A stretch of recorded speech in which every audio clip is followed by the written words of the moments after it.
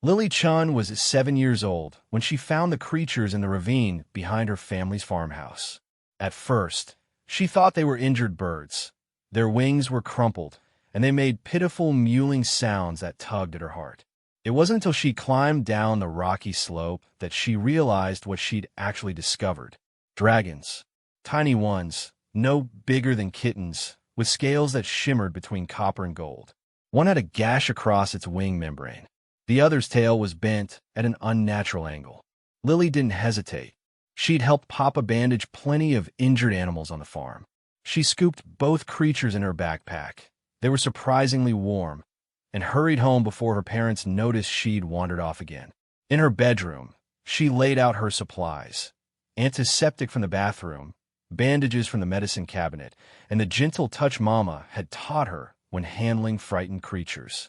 The baby dragons watched her with eyes like molten amber, intelligent and wary. "It's okay," Lily whispered, dabbing at the wing wound with careful precision. "I'm going to help you." The dragon with the injured wing chirped, a sound like wind chimes and crackling fire combined. It didn't struggle as she cleaned the wound and wrapped it in gauze. The second dragon's tail required a makeshift splint made from popsicle sticks and medical tape. Not perfect, but it would do. She gave them water in a dish and some of the leftover chicken from dinner. They devoured it eagerly, their razor-sharp teeth making quick work of the meat. Then, exhausted, both dragons curled up in her laundry basket and fell asleep. Lily watched them for a long moment, then did the same. She woke to the sound of her father shouting, "Marie, Marie, come here, now!" Lily scrambled out of bed and ran to the window. Her parents stood in the front yard, staring up at the sky. No, not at the sky, at what was descending from it. The dragon was massive, easily the size of their barn, with scales that shifted through every shade of gold and bronze. Ancient scars crisscrossed her hide, telling stories of battles fought millennia ago. Her wings blotted out the dawn sun as she descended with impossible grace, landing in the field without crushing a single crop. Behind her came dozens of other dragons, smaller but still enormous, forming a guard that surrounded the property. Lily's heart hammered.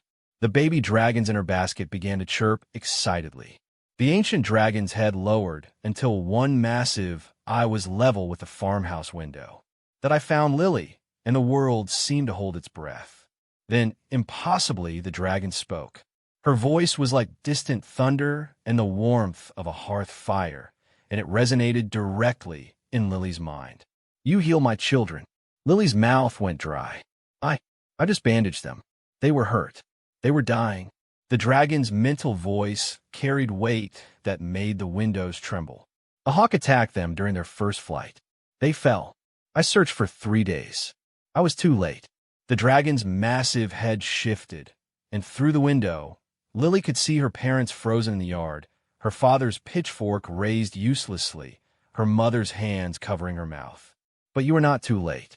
A human child, fragile and small, saved the heirs to the eternal flame. For this, I owe a debt that cannot be measured. "I don't want anything," Lily said quickly. "I just wanted to help them." The dragon's eye crinkled in what might have been amusement. "I know. That is why the debt is infinite." The ancient dragon straightened, her massive form casting shadows across the entire farm. Then, with a grace that defied her size, she lowered her head to the ground in a gesture of profound respect, a bow that made every other dragon in her guard do the same. "The dragonkin, do not forget. From this day forward, your family is under our protection. Your lands will never know drought. Your livestock will never know sickness. Your lands will never know drought. Your livestock will never know sickness. Your home will never know danger. This I swear by the old fire." Through the window, Lily saw her mother faint. Her father caught her, still staring upward in disbelief. "When you are older," the dragon continued, "if you wish it, I will teach you the ways of healing that we have perfected over 10,000 years. A human with your heart and my knowledge could ease suffering across worlds." The baby dragons in the basket chirped again, and the ancient dragon's expression softened in a way that was unmistakably maternal. "May I take my children home?" Lily nodded and carefully lifted the basket, carrying it to the window.